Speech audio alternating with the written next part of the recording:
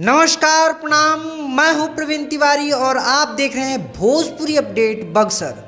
दोस्तों, अरविंद अकेला कल्लू जी का नया फिल्म का फर्स्ट लुक आ चुका है, जिस फिल्म का नाम है आन बान शान। आपको बता दें कि AD5 मल्टीमीडिया के बैनर तले ये फिल्म बना है। हीरो का बात किया जाए तो अरविंद अकेला कल्लू जी इस फिल्म में हीरो हैं। हीरोइन का बात किया जाए तो काजल यादव जी इस फिल्म में हीरोइन है। इसके अलावा स्टार कास्ट के रूप में अवधेश मिश्रा जी, देव सिंह जी और मनोज टाइगर उर्फ बतासा चाचा हैं। निर्माता विनोद गुप्ता और अजय गुप्ता जी हैं।